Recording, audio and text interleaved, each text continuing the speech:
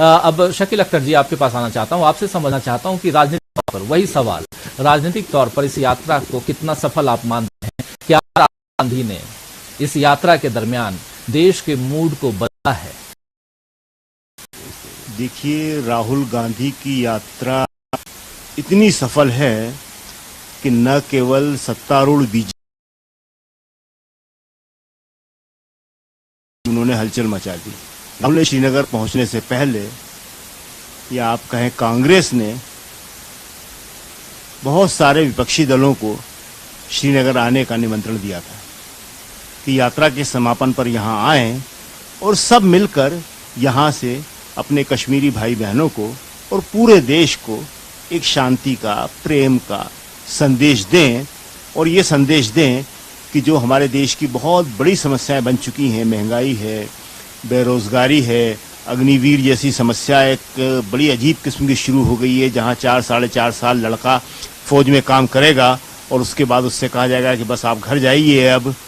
इसके अलावा अभी हम सब ने देखा कि एक बहुत भयानक भूचाल, जिसे आप कह सकते हैं, उसके आने के संकेत मिल रहे हैं। लेकिन अभी सरकार भी और बाकी दूसरे लोग भी, जिसमें मीडिया भी शामिल है, रेत में सर छुपाए बैठी हुई है कि नहीं हमें कुछ नहीं मालूम और कुछ नहीं होगा। जिस तरह से देश के ही नहीं, विश्व के नंबर 2 या नंबर 3 सबसे अमीर आदमी बन गए थे और अखबार दिखा रहे थे अडानी साहब को कि उनकी पूंजी इतनी बढ़ गई है, वो उन्होंने हिंदुस्तान का नाम ऊंचा कर दिया है। लेकिन उनके बारे में जो रोज नए खुलासे आ रहे हैं, और उसके बाद जिस तरह से शेयर मार्केट गिर रहा है, शेयर मार्केट का मतलब पुराना शेयर मार्केट नहीं रहा। आज शेयर मार्केट का मतलब है कि देश की आम जनता का पैसा उसमें लगा हुआ है। जो मेहनत कश जनता है, जो वेतन भोगी जनता है, जो छोटा दुकानदार है, उसने उसमें इन्वेस्ट कर रखा है। अगर ये गुब्बारा फूटेगा तो आप समझ नहीं सकते कि कितना बड़ा भूचाल आएगा। ये बैंकों से इतना पैसा कर्ज लिए हुए हैं, ये अगर बड़े बैंक 2-3 भी डूब गए, आपको याद होगा कि शायद 2007 या 2008 की बात है, पूरे दुनिया में मंदी आई थी और हिंदुस्तान में भी संकेत मिलना शुरू हुए थे और खबरें शुरू हो गई थी कि देश के जो 2 बड़े प्राइवेट बैंक हैं उनमें से एक जा रहा है। लेकिन मनमोहन सिंह ने उस वक्त देश को आश्वस्त किया था, और मनमोहन सिंह आश्वस्त क्यों कर पाए थे? क्योंकि उसका आधार इंदिरा गांधी तैयार करके गई थी। बैंकों का राष्ट्रीयकरण 1969 में उन्होंने समझ लिया था कि ये जो बैंक हैं ये जनता के लिए है, ये पूंजीपतियों के हाथ में नहीं होना चाहिए, और उन्होंने बैंकों का राष्ट्रीयकरण कर दिया था। लेकिन आज उन्हीं बैंकों से इतना पैसा कर्ज दिला दिया गया है, और उसी पे जो रिपोर्ट आई है, जो पूरी दुनिया में चर्चा का विषय है। दुनिया में इसलिए है कि आपने उसको दुनिया का नंबर 2 का सबसे बड़ा पैसे वाला बता दिया था, फिर नंबर 3 का बता दिया, तो जाहिर है कि पूरी दुनिया की निगाहें टिकी थी कि भाई दुनिया का नंबर 2 का और नंबर 3 का पैसे वाला कैसे बन जाएगा? इसने कोई नया प्रोडक्ट तो बनाया नहीं है। दुनिया में जो लोग बनते हैं वो कोई नया आइडिया या नया प्रोडक्ट लेके आते हैं, नया विचार लेके आते हैं। खैर, तो हम जो कह रहे थे कि इसने न केवल बीजेपी में बल्कि विपक्षी खेमे में भी हलचल मचा दी है।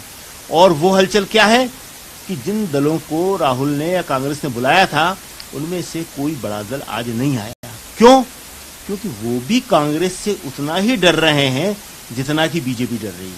उन्हें भी लगता है कि अगर कांग्रेस आ गई, राहुल ताकतवर हो गए, कांग्रेस ताकतवर हो गई, तो उन्होंने जो जमीन अपनी राज्यों में बना ली है वो हिल जाएगी।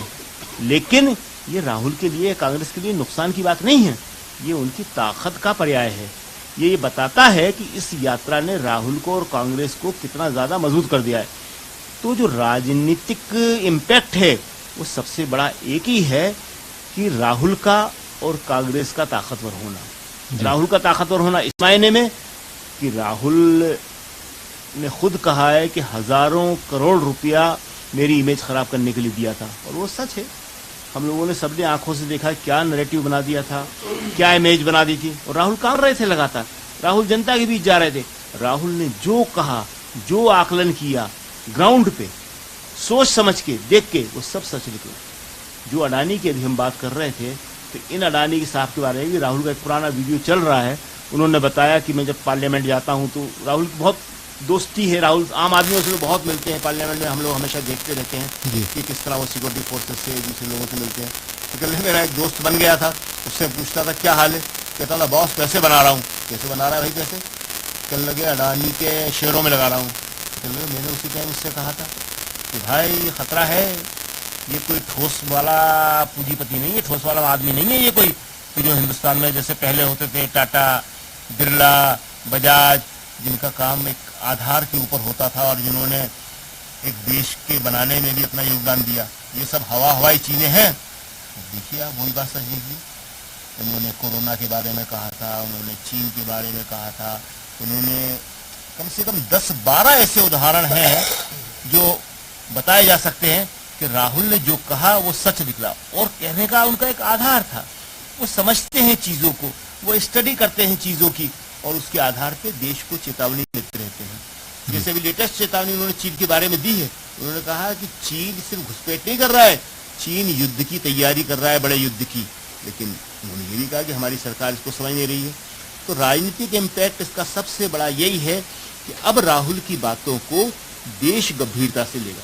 मीडिया फिलहाल ले या न ले, मीडिया के लिए एक बहुत बड़ा सबक है कि अगर आपने गंभीरता से नहीं लिया देश की आवाज को, राहुल को भूल जाइए, आप राहुल को छोड़ दीजिए। मैं देश में आज जो महंगाई की, बेरोजगारी की समस्या इतनी विकराल हो चुकी है कि इसको मीडिया समझ नहीं रही है। युवाओं के पास कोई काम नहीं है।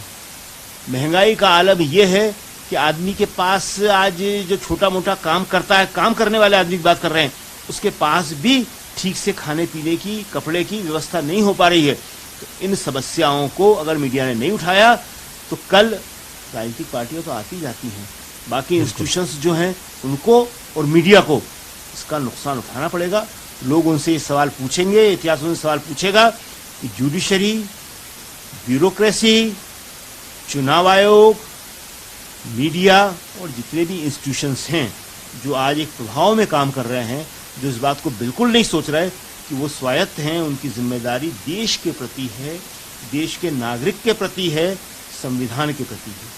इसके अलावा उनकी जिम्मेदारी किसी के प्रति नहीं है जी, बिल्कुल। और वो अपनी जिम्मेदारियों को नहीं निभा पा रहे हैं और ये लोग जवाबदेह होंगे, इन्हें जवाब देना पड़ेगा। और राहुल ने आज वो स्थिति पैदा कर दी है कि जनता इनसे जवाब मांगेगी। जवाब कौन मांगेगा? जनता ही मांगेगी।